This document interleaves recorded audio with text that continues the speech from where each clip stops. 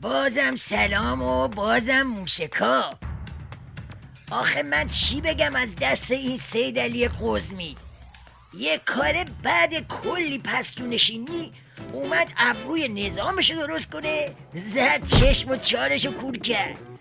بدبخت فکر میکرد با دو دوز بازی و قیقاج رفتن میتونه به یابواش دهنه بزنه.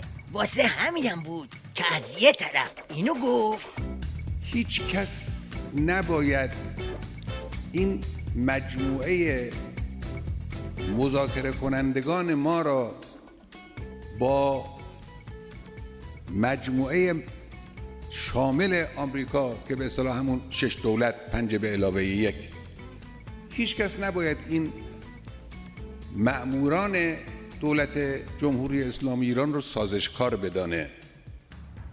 این غلطه. آره، از یه طرف اینو گفت، از طرف دیگه این یکیو. بعضی از مواجب بگیرهای دشمن، تبلیغاتچی های مواجب بگیر و بعضی از تبلیغاتچی های بیمزد و مواجب از روی ساده لوحی نتوانند افکار عمومی رو گمراه کنند.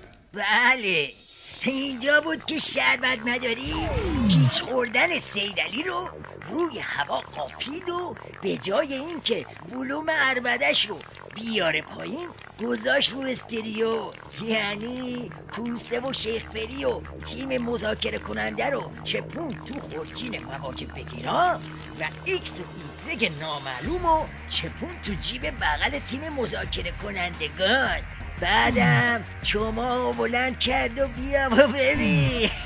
رهبر انقلاب دیروز از موضع استراتژیست نظام بار دیگر حقیقت آیه شریفه اشداء علی الکفار رحماء بینهم را بازگو کردند و همچنان که میدان مانور دولتمردان را نشان می‌دادند، راه گندم نمایی و جوفروشی تبلیغاتچی های متقلب دشمن را بستند.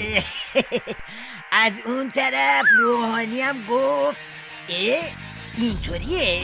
حالا که سید علی میخواد واسه ما قر و قمیشه یه بوم و 2 هوا بیاد، منم لنگشو میکشم وسط تا همه بدونن جواز زهرخوری رو خودش صادر کرده.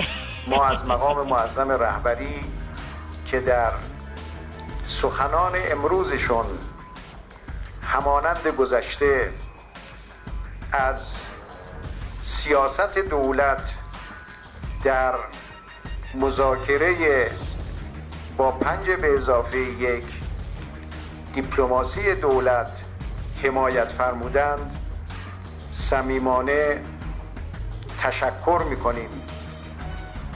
از ابتدای امر راهنمایی‌های ایشان، راهنمودهای ایشان مسیر مشخص کرده، در ادامه راه هم همواره از راهنمایی‌های ایشان و راهنمودهای ایشان استفاده خواهیم کرد.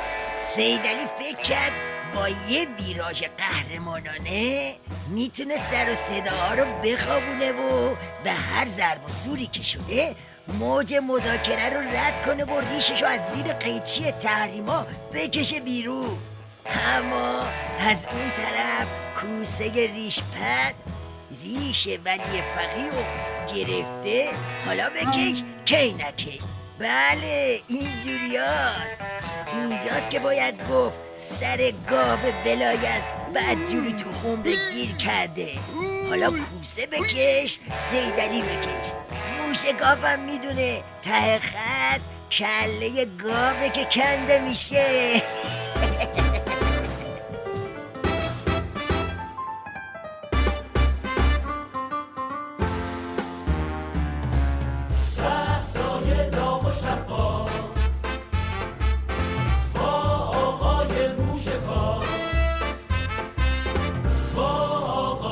موشکا